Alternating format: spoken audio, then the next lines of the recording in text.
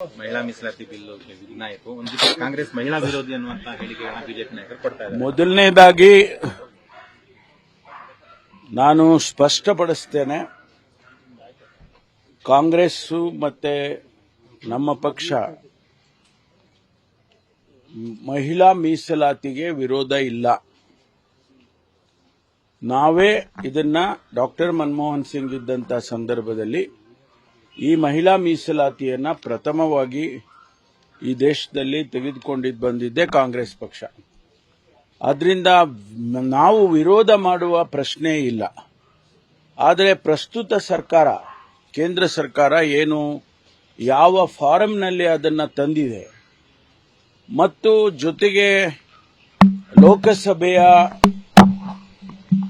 ಏನು ಸ್ಥಳಗಳಿದೆ, ಸೀಟ್ಗಳಿದೆ, ಸಂಖ್ಯೆ ಇದೆ, ಅದನ್ನ ಹೆಚ್ಚು ಮಾಡುವಂತ ತೀರ್ಮಾನವನ್ನು ಕೂಡ ಈ ಒಂದು ಮಸೂದೆಯಲ್ಲೇ ಅಳವಡಿಸಿಕೊಂಡು ತಂದಿದ್ದಾರೆ. 543 ಸೀಟ್ಗಳಿರುವ ಲೋಕಸಭೆ ಸೀಟು 850 ಮಾಡತಕ್ಕಂಥ ರೀತಿಯಲ್ಲಿ ಇದನ್ನ ತಂದಿದ್ದಾರೆ.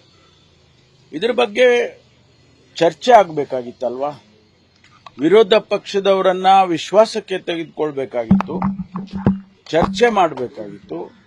ಆನಂತರ ಮಸೂದೆಯನ್ನ ಲೋಕಸಭೆಗೆ ತಂದಿದ್ದಿದ್ರೆ ಬಹುಶಃ ಅದು ಪಾಸ್ ಆಗ್ತಾ ಇತ್ತು. ಅವರು ಸಲಹೆಗಳನ್ನು ಕೊಟ್ಟಿರೋರು ಅನೇಕ ವಿರೋಧ ಪಕ್ಷಗಳು, ಕಾಂಗ್ರೆಸ್ ಪಕ್ಷವೂ ಸೇರಿ ವಿರೋಧ ಪಕ್ಷಗಳೆಲ್ಲವೂ ಕೂಡ ಸಲಹೆ ಕೊಟ್ಟಿರ್ತಿತ್ತು. ಅದನ್ನ ಬಿಟ್ಟು ಏಕಾಏಕಿಯಾಗಿ ಸಂಖ್ಯೆ ಜಾಸ್ತಿ ಮಾಡಬೇಕು ಅನ್ನೋ ಉದ್ದೇಶಕ್ಕೆ ಮಹಿಳಾ ಮೀಸಲಾತಿಯನ್ನು ಅದಕ್ಕೆ ಜೋಡಿಸಿಕೊಂಡು ಅದನ್ನ ತಂದಿರೋದು ಅದು ಸರಿ ಇಲ್ಲ, ಸರಿಯಾದಂತ ಪದ್ಧತಿನೂ ಅಲ್ಲ. ಹಾಗಾಗಿ ಅದಕ್ಕೆ ಸೋಲಾಗಿದೆ ಅಂತ ಹೇಳಿ ನನ್ನ ವೈಯಕ್ತಿಕವಾದಂತ ಅಭಿಪ್ರಾಯ. 54 ಸೀಟ್ಗಳಿಂದ 54 ಸಂಖ್ಯೆಯಿಂದ ಅವರು ಬಿಲ್ ಸೋತಿದೆ. ಹಾಗಾಗಿ ಇವತ್ತು ಮತ್ತೊಂದು ಬಾರಿ ಮಹಿಳಾ ಮೀಸಲಾತಿಯನ್ನ ತರಲೇಬೇಕು ಅಂತ ಅವರ ಉದ್ದೇಶ ಇದ್ದಿದ್ರೆ ಮತ್ತೊಂದು ಬಾರಿ ವಿರೋಧ ಪಕ್ಷದವರನ್ನ ವಿಶ್ವಾಸಕ್ಕೆ ತಗೊಂಡು ಚರ್ಚೆ ಮಾಡಿ ಪ್ರತಿಯೊಂದು ಅಂಶವನ್ನು ಕೂಡ ಅದನ್ನ ಚರ್ಚೆ ಮಾಡಿ ಅವರ ಸಲಹೆ ಸೂಚನೆಯನ್ನು ಪಡ್ಕೊಂಡು ಸಪರೇಟ್ ಆಗಿ ಇದನ್ನ ಮಿಕ್ಸ್ ಮಾಡದೆ ಮಹಿಳಾ ಮೀಸಲಾತಿಯನ್ನೇ ಸಪರೇಟ್ ಆಗಿ ತಗೊಂಡು ಬಂದ್ರೆ ಬಹುಶಃ ಅದಕ್ಕೆ ಏನಾದರೂ ಕೂಡ ಒಂದು ಉತ್ತರ ಸಿಗುತ್ತೆ ಅಂತ ಹೇಳಿ ನನ್ನ ಅಭಿಪ್ರಾಯ. ವಿರುದ್ಧ ಸಂಚು ರೂಪಿಸಲಾಗಿತ್ತು ಅಂತ ಹೇಳಿಕೆ ಡಿ.ಕೆ.ಶಿ ಅವರು ಕೊಟ್ಟಿದ್ದಾರೆ. ಕೋರ್ಟ್ ತೀರ್ಪು ಕೊಟ್ಟ ನಂತರ ಕೂಡ ಒಂದು ಹೇಳಿಕೆ ಅವರೇನು ಯಾವ ಉದ್ದೇಶದಲ್ಲಿ ಅಥವಾ ಯಾವ ಅರ್ಥದಲ್ಲಿ ಅವರು ಹೇಳಿಕೆ ಕೊಟ್ಟಿದ್ದಾರೋ ಗೊತ್ತಿಲ್ಲ ನನಗೆ. ಆದರೆ ನಾವು ಈ ದೇಶದ ನ್ಯಾಯಾಂಗದ ವ್ಯವಸ್ಥೆಯನ್ನು ಗೌರವಿಸಬೇಕು. ಸರಿ ತಪ್ಪು ಮಾಡೋದಕ್ಕೆ ಮತ್ತೆ ಅಪೀಲ್ ಹಾಕೋಕೆ ಅವಕಾಶ ಇದೆ.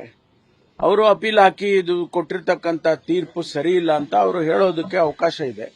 ಅದನ್ನ ಅವ್ರು ಮಾಡ್ತಾರೆ ಅಂತ ಅನ್ಕೊಳ್ತೀನಿ. ಆದರೆ ತೀರ್ಪನ್ನ ನಾವು ಪ್ರಶ್ನೆ ಮಾಡೋದಕ್ಕೆ ನಾವು ಒಬ್ಬ ಸಾರ್ವಜನಿಕ ವ್ಯಕ್ತಿಯಾಗಿ ನಾವು ಪ್ರಶ್ನೆ ಮಾಡೋದಕ್ಕೆ ಆಗೋದಿಲ್ಲ. ಅಲ್ಲ, ಈಗ ಚರ್ಚೆ ಮಾಡಿದ್ವಿ, ಸಂಪುಟದಲ್ಲಿ ಚರ್ಚೆ ಮಾಡಿದ್ದೀವಿ. ಅದಕ್ಕೆ ಒಂದು ಟೆಕ್ನಿಕಲ್ ಕಮಿಟಿ ಮಾಡಿ ಈ ರೋಸ್ಟರ್ ಪದ್ಧತಿಯನ್ನ ಯಾವ ರೀತಿ ಮಾಡಬೇಕು ಅನ್ನೋದ್ರ ಬಗ್ಗೆ ನಮ್ಮ ಮುಖ್ಯ ಕಾರ್ಯದರ್ಶಿಗಳ ಅಧ್ಯಕ್ಷತೆಯಲ್ಲಿ ನಮ್ಮ ಇವರು ಯಾರು DPRನವರು, ಆಮೇಲೆ ಸೋಷಿಯಲ್ ವೆಲ್ಫೇರ್ನವರು, ಆಮೇಲೆ ಇವರೆಲ್ಲರನ್ನು ಸದಸ್ಯರನ್ನ ಮಾಡಿ ಅಧ್ಯಕ್ಷತೆಯನ್ನ ಚೀಫ್ ಸೆಕ್ರೆಟರಿಗೆ ಮಾಡಿದ್ದಾರೆ. ಇಲ್ಲ, ನಾವು ನೋಡಿ, ಒಂದ್ಸಾರಿ ಮಾಡಿದ್ಮೇಲೆ, ಒಂದು ಕಾನೂನು ಮಾಡಿದ್ಮೇಲೆ it should stand the test of law. ನಾವೇನೇ ಮಾಡಿದ್ರು ಕಾನೂನಿನ ಚೌಕಟ್ಟಿನಲ್ಲಿ ಇರಬೇಕಾಗುತ್ತೆ. ಅದಕ್ಕಾಗಿ ಈಗ ಚೀಫ್ ಸೆಕ್ರೆಟರಿಯಲ್ಲಿ ಅವರ ಅಧ್ಯಕ್ಷತೆ ಅದು ಒಂದು ವಾರದೊಳಗಾಗಿ ಕೊಡಬೇಕು ಅಂತ ಹೇಳಿದ್ದಾರೆ. ಬಹುಶಃ ಮುಂದಿನ ಸಂಪುಟಕ್ಕೆ ಬರುತ್ತೆ ಅದು ಅಂತ ಅಂದ್ಕೊಳ್ತೀನಿ. ನಾವ್ಯಾರೂ ಅದಕ್ಕೆ ವಿರೋಧ ಇಲ್ಲ. ಯಾವ ರೀತಿ ಸೈಂಟಿಫಿಕ್ ಆಗಿ ಮತ್ತು ಒಂದು ಕಾನೂನಿನಾತ್ಮಕವಾಗಿ ಆಗಬೇಕು ಅನ್ನೋದು ಅಷ್ಟೇ ನಮಗೆ ಇರುವಂತದ್ದು. KN ರಾಜಣ್ಣ ಅವರು ಸಿಎಂ ಅಸಹಾಯಕರಾಗಿದ್ದಾರೆ,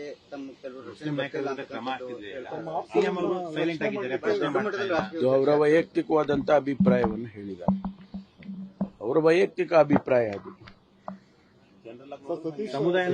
ಹೈಕಮಾಂಡ್ ಭೇಟಿ ಮಾಡಿ ಇದ್ರ ಬಗ್ಗೆ ಮಾತಾಡ್ತೀನಿ ಅಂತ ಹೇಳಿದ್ದಾರೆ. ಆಗ್ಬೋದು. ಸಮುದಾಯದ ವಿರೋಧ ವ್ಯಕ್ತಪಡಿಸ್ತಾ ಇದೆ. ಮುಸ್ಲಿಂ ಟಾರ್ಗೆಟ್ ಆಗ್ತಿದ್ದಾರೆ. ನೋಡಿ, ಅದು ಬೇರೆ ಇದರಲ್ಲಿ ನಾನು ಅವರ ರಿಯಾಕ್ಷನ್ಗೆ ನನ್ನನ್ನು ಕೇಳಬೇಡಿ. ಆದರೆ ನಾನು ಹೇಳುವಂತದ್ದು, ನಾವು ಮೈನಾರಿಟಿಯವರನ್ನ ನಿರ್ಲಕ್ಷ್ಯ ಮಾಡುವ ಪ್ರಶ್ನೆ ಇಲ್ಲ.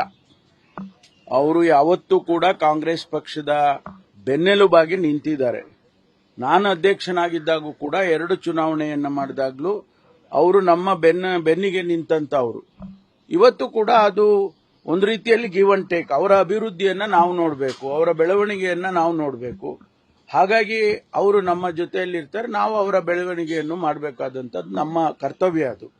ಹಾಗಾಗಿ ಎಲ್ಲೋ ಒಂದು ಕಡೆ ದಾವಣಗೆರೆ ಒಂದು ಸೀಟ್ನಿಂದ ಎಲ್ಲವೂ ಬದಲಾವಣೆ ಆಗ್ಬಿಡುತ್ತೆ ಅಂತ ಯಾರಾದರೂ ಕಲ್ಪನೆ ಮಾಡಿದ್ರೆ ಅದು ಬಹಳ ದೊಡ್ಡ ತಪ್ಪು. ಆದ್ರಿಂದ ನಾವು ಅವರು ಸಹೋದರತ್ವ ಭಾವನೆಯಿಂದ ಇದ್ದೇವೆ.